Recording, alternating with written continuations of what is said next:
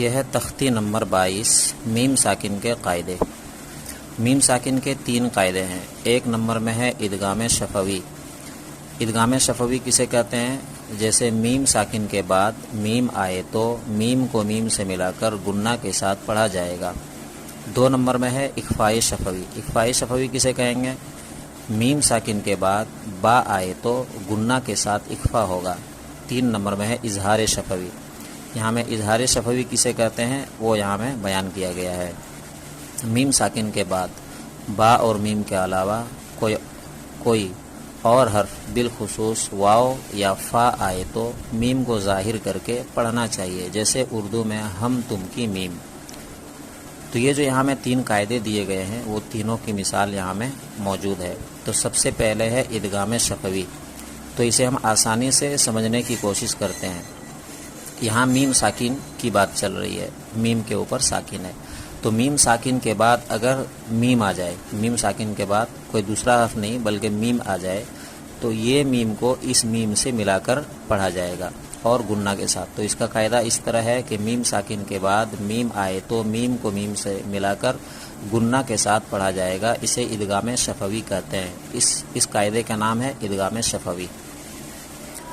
پہلے اسے پڑھ کے سنا دیتے ہیں، جیسے الیکم مرسلون۔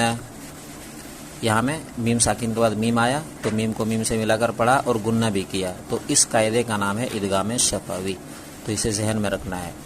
یہاں میں ہے لہم ما یشاؤون۔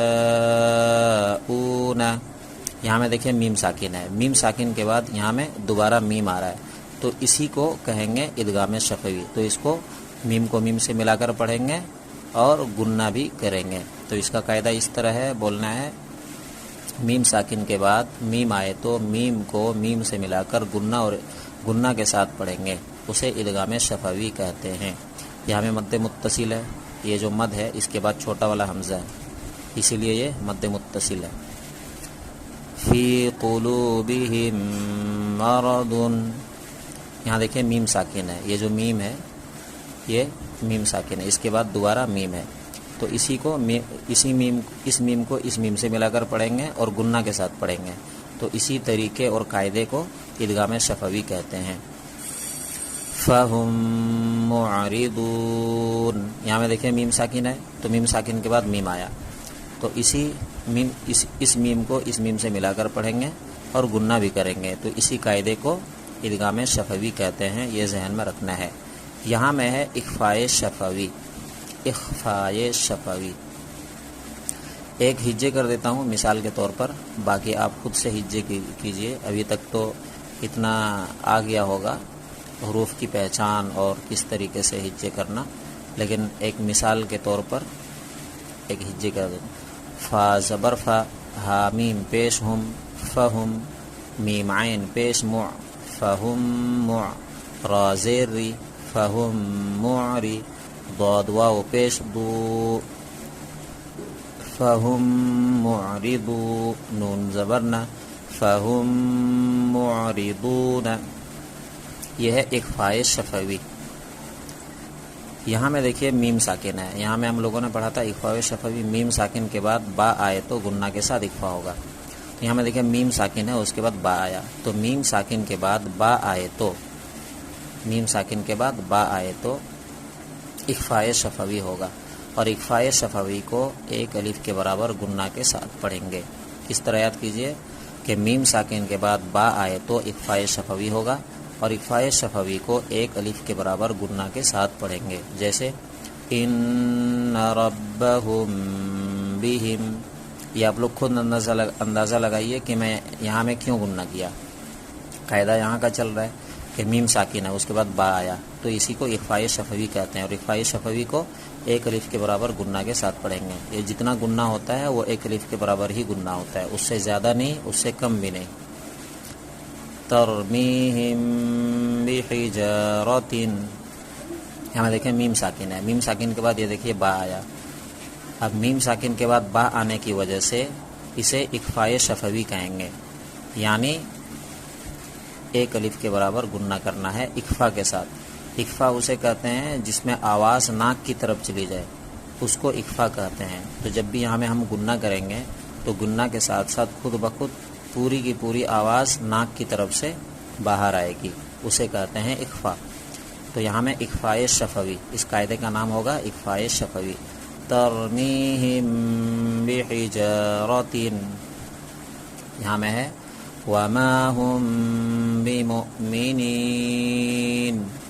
یہاں میں دیکھیں میم ساکن ہے، میم ساکن کے بعد با آیا، تو اسی میم ساکن کے بعد با آنے کی وجہ سے اب اسے اخفائے شفوی کہیں گے، اخفائے شفوی ہوگا۔ اور اخفائے شفوی کو ایک الف کے برابر گننا اور اخفا کے ساتھ پڑھیں گے، جیسے وما ہم مؤمنین، وما ہم بمؤمنین، یہاں میں با ہے نا تو اسی لیے اخفائے شفوی ہوگا، جیسے وما ہم بمؤمنین۔ اسے ایک مثال کے لیے ہجے کر دیتا ہوں، باقی آپ خود سے ہجے کیجئے۔ فا زبر فا، باشین زبر بش، فبش، شین را زیر شر، فبشر، حامیم پیش ہم، فبشرہم، با زیر بھی، فبشرہم بھی، عین زبر ع، فبشرہم بعا، ذال الف زبر ذا، فبشرہم بعذاب، با دو زیر بن، فبشرہم بعذاب۔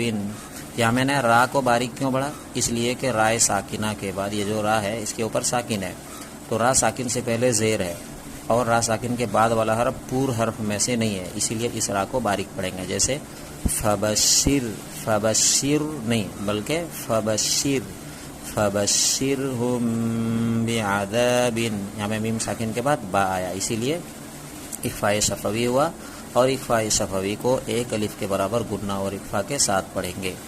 یہاں ہے اظہار شفوی۔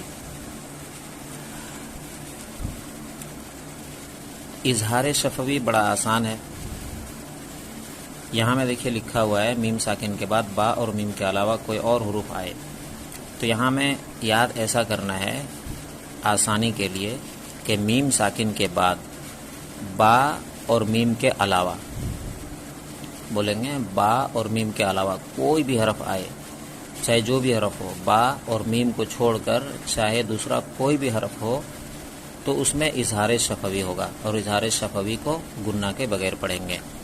تو قاعدہ اس طرح بولنا ہے، آسانی کے لیے یاد کرنا ہے، میم ساکن کے بعد با اور میم کے علاوہ کوئی اور حرف آئے تو اظہار شفوی ہوگا، اور اظہار شفوی کو گننا کے بغیر پڑھیں گے، جیسے ہم فیہا لکم دینکم، یہاں میں دیکھیے میم ساکن کے بعد فا آیا، جو میم ساکن کے بعد با بھی نہیں ہے میم بھی نہیں ہے، اسی لیے گننا بھی نہیں ہوگا۔ یہاں میں دیکھیے میم ساکن کے بعد دال ہے، با بھی نہیں ہے اور میم بھی نہیں ہے، اس کے علاوہ ہے، اس کے علاوہ کیا ہے؟ دال ہے، اسی لیے ہمیں بھی گننا نہیں ہوگا، اس کو کیا کہیں گے؟ اظہار شفوی۔ لکم دینکم، یہاں میں ہے لم یلبسو، یہاں دیکھیے میم ساکن ہے، اس کے بعد یا ہے، تو میم ساکن کے بعد یا ہونے کی وجہ سے اظہار شفوی ہوگا۔ اظہار شفوی کیوں ہوگا؟ کیونکہ میم ساکن کے بعد با بھی نہیں ہے اور میم بھی نہیں ہے، اس کے علاوہ حرف ہے، اس کے علاوہ کیا ہے؟ یا ہے، اسی لیے ہمیں گننا نہیں ہوگا، جیسے لم یلبسو، ام لم تنذرہم، یہاں دیکھیں میم ساکن ہے، اس کے بعد لام آیا، یہ لام ہے، با بھی نہیں ہے میم بھی نہیں ہے، اسی لیے اظہار شفوی ہوگا، یہاں میں بھی اس میم میں بھی گننا نہیں ہوگا۔ اس میم میں یہ میم جو ساکن ہے اس کے بعد جو ہے تا ہے، با بھی نہیں ہے میم بھی نہیں ہے، اسی لیے یہاں میں بھی اظہار شفوی، تو یہاں میں بھی گننا نہیں ہوگا۔